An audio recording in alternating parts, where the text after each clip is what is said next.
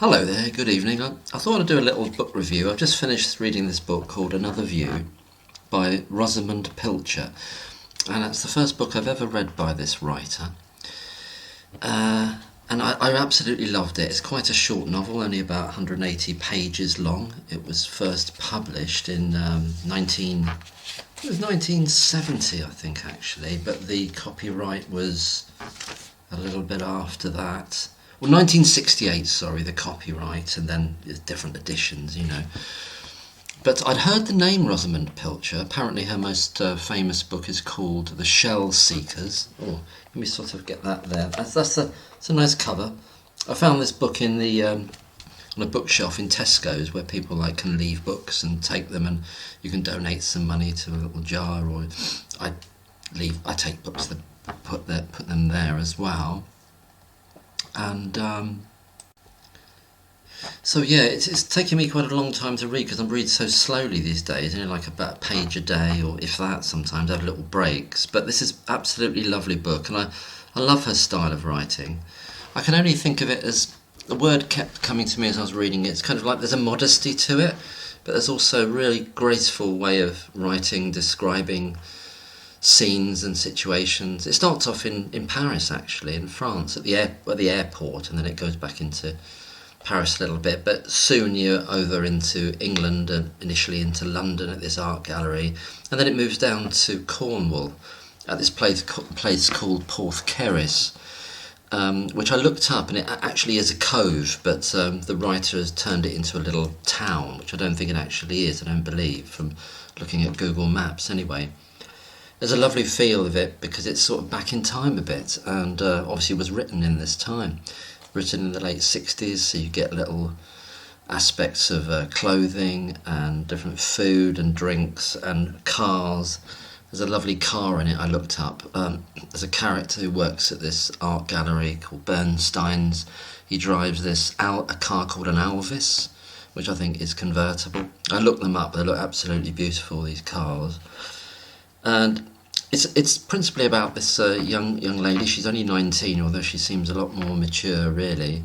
Her father's a famous artist, and I think her mum's sadly died, but her father's always getting around all around the planet, and is totally unreliable, and is sort of meant to be this kind of artist you can't rely on, and she was put in sort of like a boarding school and then a finishing school type of thing, but then she really wants to develop her relationship with her father, but he's just hard to track down, but eventually she does sort of surprise him and turn up in Cornwall. I don't want to give away too much of the plot, or any of the plot really. En route she meets this guy called Robert Morrow, who's working for Bernstein's gallery, and Marcus Bernstein is the gallery owner and the kind of agent for Emma's father. And Emma's father's called Ben Lytton. He's a famous writer. I made a quick mistake there, so I'm going to try to insert this bit.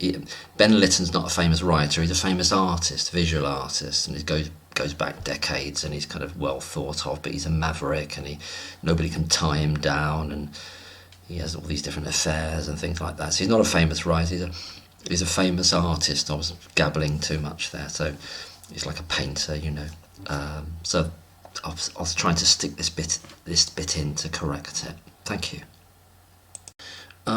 There's a kind of thread of this other story where there's this her kind of Emma Lytton's sort of not so much half brother, but sort of stepbrother. At one point they were sort of stepbrother and stepsister. She runs across him by accident in Paris. He's become an actor now, so there's a bit of an element of like theatre and acting involved here, as well as the art world. But it's a lovely. There is a kind of building romance. I won't say too much about it, because there's a bit of a twist and a surprise, but it's really gentle, and it's beautiful scenes both in London and in Cornwall, really. And she's great with the weather, Rosamunde Pilcher, and she's great at describing interiors and towns and journeys, and the interior life of characters as well. I think she's absolutely marvellous. I don't know too much about her. I'm in a bit of an ambivalent state of mind about whether I should find out a lot about her. I would love to read another novel by her at one point, and maybe I will look for The Shell Seekers. There's a little bit in the front of the book saying about the author, and it just says she's born in 1924. I assume she's no longer with us, otherwise she would be 101, but hopefully she is. I haven't looked her up. But her best-selling novel was in The Shell Seekers. Sorry. So, it's like that old she sells seashells on the seashore. I was mixing up all my S's and H's. But that was published in 1988. So Rosamunde Pilcher would have been like 64 at the time there. But it says here she started off writing short stories for magazines like Woman and Home, and then she got married and went to Scotland, but carried on writing, did a lot of short stories and about 13 novels. I thought I'd read a little, give you a little bit of flavour of the style, because I thought the style was beautiful, and really some lovely observations about human nature, characters, but also lovely observations about, as I say, weather, light, how light is, sort of, in a way, reflecting human emotions in terms of the environment and that sort of thing. Really some lovely stuff about working in this provincial theatre that Emma's half-brother or one-time step-brother works in. And this kind of building romance that you're not sure where it's going to go. The father, Emma's father, Ben Lytton, the artist, really got on my nerves big time, really. And there's this bit in here where he's like, they're all like dancing attendance on him, and he's someone who doesn't play by the rules because he's an artist and all that. And all that really got on my nerves. I mean, not the writing, but the character, which is good, because I really felt quite strongly annoyance towards him in the way he kind of treats his daughter and kind of drops her, and he's kind of all. But I don't know how she did it, Rosamunde Pilcher, but she kind of there's a turn at the end which kind of rescues that character to some extent. I still think he was a bit of a. Anyway, that's what he is, but it kind of plays with that idea and looks into that idea about, you know, whether artists are different and you've got to give them these allowances because they're doing their art and everything. And I don't know, it's a bit indulgent, especially when like he's talking about his daughter and everything. But Robert Morrow, who's the kind of helps out at the gallery, well, he's kind of one of the mainstays of the gallery, and he grows fond of Emma. And but he's got his own slightly tangled potential romance life, and he's a very interesting character. But there's some beautiful scenes, and you know, just driving home through London traffic in the summer, and going into this house, and he goes upstairs and he pours himself a drink, and it's in a nice part of London, I suppose it seems to be. But it's not kind of great. It's not grand or anything. I mean, there is this artist in it. But it's kind of quite a lot of interiors, a lot of sort of gentle. It's a gentle kind of book, and it's that modesty of book. It's not in your face, and it just kind of goes along, and it's not like trying to push like the plot into you. Just kind of it's not seductive, but it's charming. It's very charming style. I'll just read a little bit from about halfway through the book, page 101, and it's only 180 pages. I'll read a little bit here. They had crested a hill. They're in Cornwall now. They had crested the hill and were now running down the long road that led to Porthkerris. The sea, in the calm evening light, had turned the translucent blue of butterfly wings. The tide was out, and the great bay an arc of newly washed sand. The rain had left everything sparkling and fresh, and the moors and the fields fell behind them, and they drove down through the narrow streets. Emma saw windows flying open to the fresh evening air, and caught from tiny stamp-sized gardens the heady smells of roses and lilac.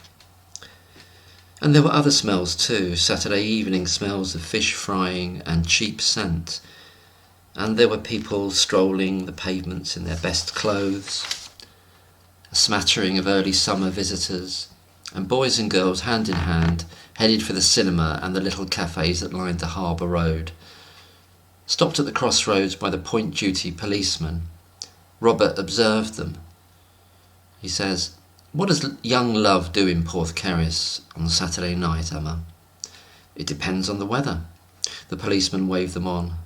"What are we going to do?" asked Robert. "We?" "Yes, you and I. Do you want to be taken out for dinner?" For a mad moment Emma wondered if she had been yearning aloud. "Well, you don't have to feel you have to." "I don't feel I have to. I want to. I'd like to. Where should we go? My hotel? Or would you hate that?" "No, of course, I wouldn't hate that." "Perhaps you've got some amusing little Italian place you like better," says Robert. It's easier because it's hard to tell who's speaking when I'm just reading it out, but that's Robert saying that. "Perhaps you've got some amusing little Italian place you like better." "There aren't any amusing little Italian places in Porthcaris." "No, I was afraid there wouldn't be, so it'll have to be the Palm Court and the central heating." "Well, there's a band too," said Emma, feeling like she should warn him. "On Saturday nights, and people dance." "You make it sound indecent." "I thought perhaps you dislike that sort of thing. Ben does." "I don't dislike it at all. Like most things, it can be quite fun if you do it with the right person." I think that's Robert saying that. And then Emma says, "I never thought of it that way." That's just a little taste of the characterisation, but also some beautiful description leading up to it. So it's Another View, published in 1968. It's a bit dark in this room, I know, but I can't deal with the light. Too much. Best-selling author of The Shell Seekers, which I shall definitely seek out one day, because I think she's a really charming, lovely writer. Anyway, I'll leave it there, and perhaps that might have whetted your appetite to try out this book, perhaps, or another book by this writer, Rosamunde Pilcher. All the best, and thank you very much for listening. Bye-bye.